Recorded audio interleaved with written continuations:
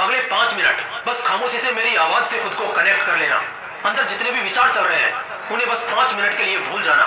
जो कुछ भी बोलना है, सोचना है, जानना है, समझना है, सब 5 मिनट के लिए भूल जाओ। सिर्फ 5 मिनट खामोशी से मेरी आवाज सुनना। अगले 5 मिनट बाद शायद तुम्हारे अंदर की चिंगारी जो तुम्हें पढ़ने और कुछ बनने को उकसाती थी, जो अब मर रही है, अंदर ही अंदर सड़ रही है, उसमें एक नई जान आने वाली है। मुझे हुए ध्येय के समंदर में फिर से एक सुनामी आने वाली है। बस अगले कुछ मिनटों तक आंख बंद करके मेरी बातों पर गौर करना। एक सेकंड भी वेस्ट नहीं होने दूंगा। इस वक्त महीना चल रहा है नवंबर, और शायद जब आप ये वीडियो देख रहे होंगे तो हो सकता है दिसंबर चल रहा हो, साल 2022। कोई नहीं जानता तुम्हारी सच्चाई कि इस साल तुमने क्या कुछ किया। जरा गौर फरमाए तो शायद कुछ भी नहीं किया। स्कूल कॉलेज स्टार्ट हुए भी एक लंबा समय बीत गया, और शायद अगले कुछ महीनों में तुम सबके एनुअल एग्जाम्स भी सामने होंगे। तुमने अब तक कुछ नहीं पढ़ा।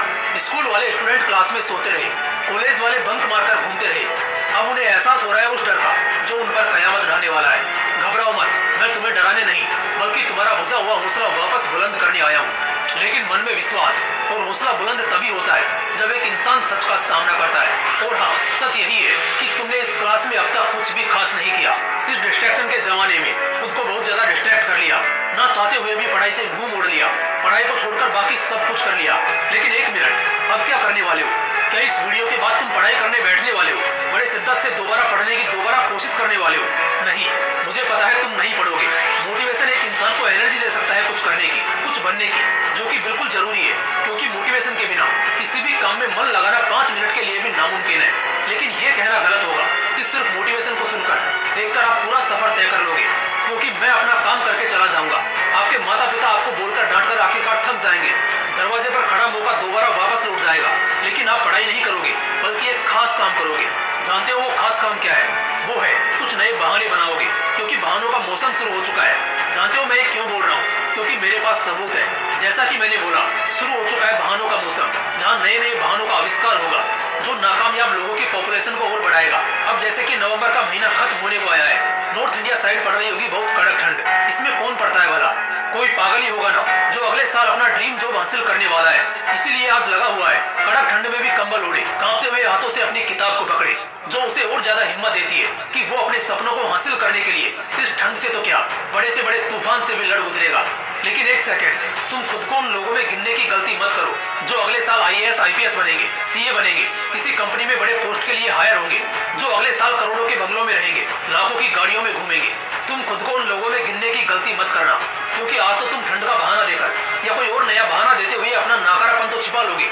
लेकिन दिक्कत यह है कि तुम उन लोगों को भी नहीं छोड़ने वाले जो आज इसी ठंड में, इसी हालात में बड़े शिद्दत से किताबों के पन्नों में खोए हैं। और मैं इसलिए भी ये बात बोल रहा हूँ कि तुम लोग खुद को सफल लोगों की लिस्ट में मत गिनो, क्योंकि कल को तुम ही लोग होंगे जो इन लोगों की मेहनत को महज रातों रात किस्मत का नाम देकर दोबारा अपना नाकारापन छिपा लोगे।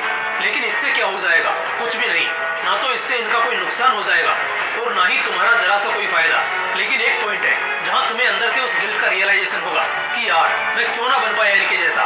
भले बाहर से तुम अपनी उन फीलिंग्स को दबा लो, लेकिन उस वक्त अंदर ही अंदर तुम घुटोगे, बहुत गिल्टी फील करोगे जब उन लोगों को लग्जरी जिंदगी जीते देखोगे, सुनोगे। तो क्यों जीनी है ऐसी गिल्ट भरी जिंदगी? क्यों तुम्हें अफसोस करते करते बूढ़े होना है, रोने में अच्छी खासी उम्र गंवानी है, आगे चलकर एक बेरोजगार की जिंदगी बितानी है?